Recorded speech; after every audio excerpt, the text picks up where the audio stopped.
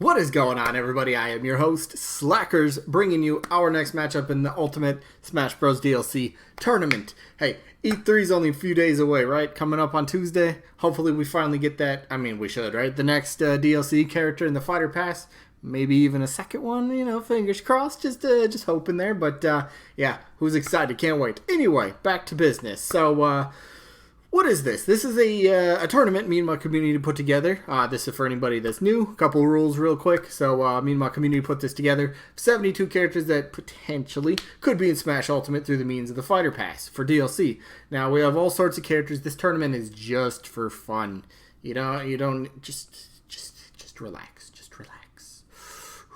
Just relax, alright? It's cool. It's for fun. If you don't like a character, don't vote for him. Pretty simple. But each day on the channel, I upload one match from the tournament.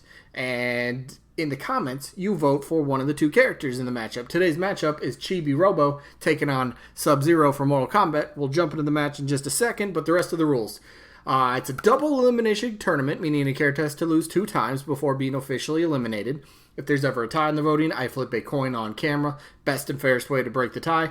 And each matchup, voting-wise, only stays open 1 week. That way, results keeps the tournament moving smoothly, all that sort of good stuff, and that stuff. Again, this tournament is for fun. First-party characters, third-party anime, assist trophies, spirits, characters that are just confirmed. Those are all in this tournament.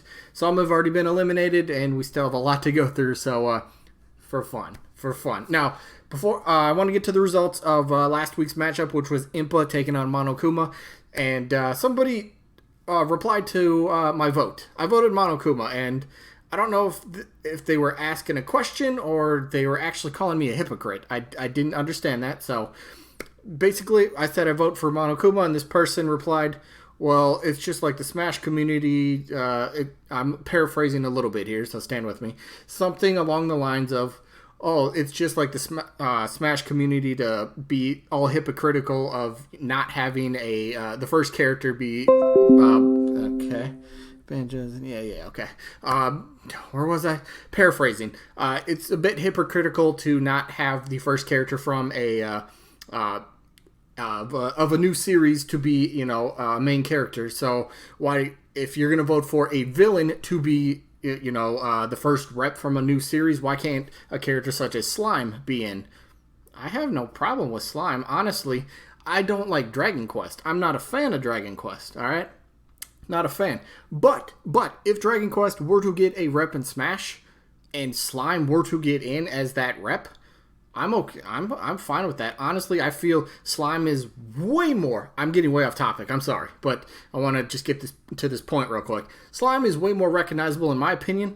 I knew who Slime was before I know who Erdrick even was. So I've seen Slime's picture all over the place. So I don't care if a character's the main character or if you're a very popular enemy, you're a very popular side character, you're a villain. I don't care.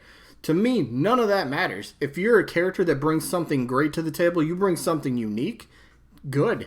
I welcome you. I might not like you, or I can't say that. I might not be a fan of you, but I'm more than willing to give you a chance if you arrive in Smash Bros. So I just want to clear that up. I don't care what kind of character it is. Hero, villain, side character. The most minuscule character that had like one line of dialogue that everyone somehow happened to fall in love with. I don't care. It does not matter. If you're unique in something, go ahead, bring it in. I welcome it. I welcome it. Just wanted to get that off my chest. All right, just wanted to get that off my chest. So let's get to the results. Impa and Monokuma. Who ends up winning this one? Let's go over. Monokuma ends up winning this 40 votes to 23.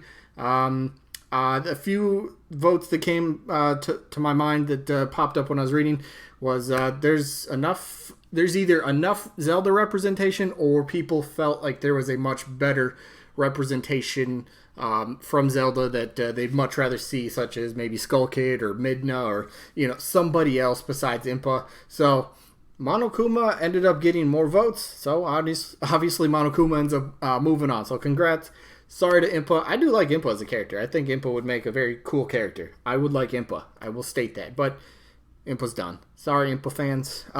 So let's move to the matchup. Interesting one. Chibi Robo against Sub-Zero.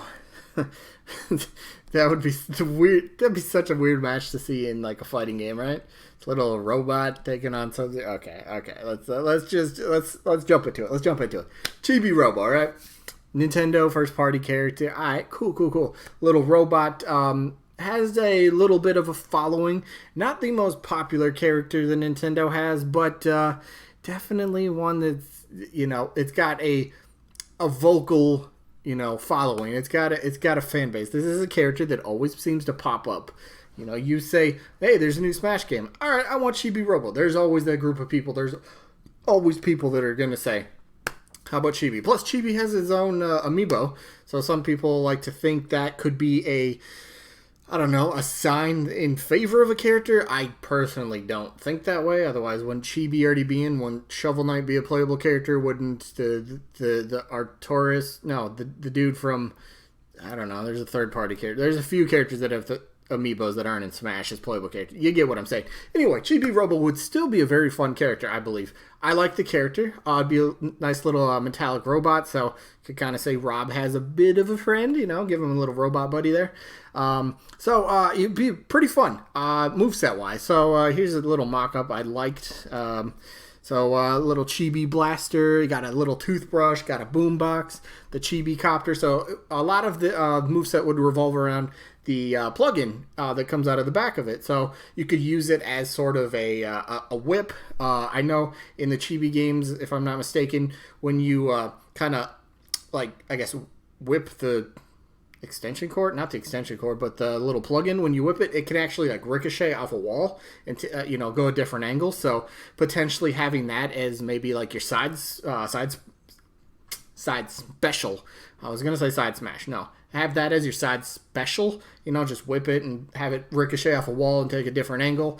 Try to catch maybe a fleeing enemy going upwards or something like that would be pretty cool and be a unique take on trying to, and I'm not just saying that's the only function. If you use it as a side special move and it ends up just hitting somebody, boom, it just does damage. That works. You could use the plug-in to maybe tie somebody up.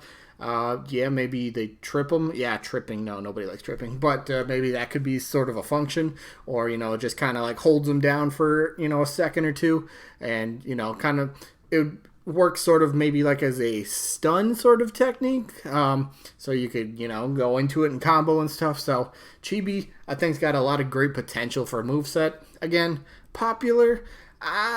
Within the Smash community, I'd probably say sure. Relevant, not really. I think, if I remember correctly, I could be wrong. Somebody let me know in the comments. But I think the franchise is kind of done. I think so, but you never know. Maybe the character pops up randomly. Could happen after all. Let's see. This tweet again. This was before Smash Ultimate got announced. He's on fire, and that was the whole deal with Smash Bros. Wii U 3DS. The Smash logo was on fire, and then Nintendo of America just happened to tweet this out of Chibi on fire. Everybody's like, "Oh my god, confirmation! Chibi's in the game." People would like it. Didn't happen. Chibi's a spirit, though, right? I think Chibi's a spirit, but character people would majority of casual fans that want to buy some DLC, would they buy them? Potentially, depends on money situation and if the character looks cool enough for them. But let's segue into this. By the way, this tagline is stupid. Why did I pick this? Sub-Zero gets over here. Wrong character, bro.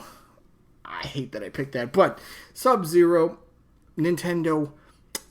Where am I trying to go with this? So Sub-Zero, third party, big name, draws in a different crowd, draws in people to, buy the character, buy the fighter pack or the fighter pass, the whole thing. So, very iconic character, comes from a fighting game franchise. You can tone down the character to not be M-rated. Let me just say that. Doesn't need to be mature. Tone him down. After all, the character was Injustice. That was not M-rated. Because basically you can still have a moveset that doesn't have all the bloody, gory stuff. It's simple to work around. It really is. Just don't add that sort of stuff. You could still do some really cool stuff. I think I have, here we go. Very simple stuff. Simple stuff. Ice Blast, you freeze them, Maybe, for your neutral special, maybe charge it up. You could potentially just kind of press B and little little ice blast comes out. You press and hold B, and freezes the opponent a little bit longer. Ice slide side special, freezes the ground, slides on it, does a little shoulder tackle. Boom. Ice clone creates like a little kneeling statue or standing statue of himself. Maybe that's like his down special. So it's kind of an obstacle that would get in the way of another player, but if it breaks around them, they might take a bit of damage. Ground ice, freeze the ground around other people, kind of make it a little bit slippery, so they might go sliding when they want to stop and stuff like that. There's so much you can actually do. Icicle hit, just take an icicle and whack somebody with it. You don't need to impale them. No, just smack them with it. Pretty simple. There's a lot you can do with Sub-Zero. Moveset wise makes sense. Character popular. Character relevant. Mortal Kombat 11 on the Switch. Whoa, big time third party game on the Switch. Alright. Obviously that didn't pop up out of nowhere. The game's already been released. Came out back in April or something. So there's a lot of good stuff in favor, you could say, for a Mortal Kombat rep. Again, maybe Sub-Zero is not the leading contender, but having another ice character in the game would be pretty cool, because what do we have? Pretty cool. Haha, pun, not intended. But would, who else do we have for ice? Ice climbers? Is that it? But having a character fully revolved around using ice moves for pretty much everything would be awesome. Would be cool. I'd like to see it. I think Mortal Kombat probably actually has a legit chance. Again, it wouldn't be an M-rated character. You would tone them down. They'd still feel like Mortal Kombat, but without the, mature part of the game. I think you understand what I'm saying. So let me jump into it. Let me say this. My vote. Let me tell you my vote. For me, I like Chibi. I do. I think you would make a really cool, sort of unique character, especially with the plugin. I think you could do some really awesome stuff with that. I'm voting Sub-Zero, though. I'm voting Sub-Zero. I think I like the idea of seeing these iconic fighters, Sub-Zero. Like, I always bring this up because, I really would like to see it. I think it would just be very cool as a gamer to see Sub-Zero facing off against Ryu, or somebody else from Mortal Kombat, such as potentially Scorpion facing off against Ryu. Two fighting game franchises, from different realms. Just boom.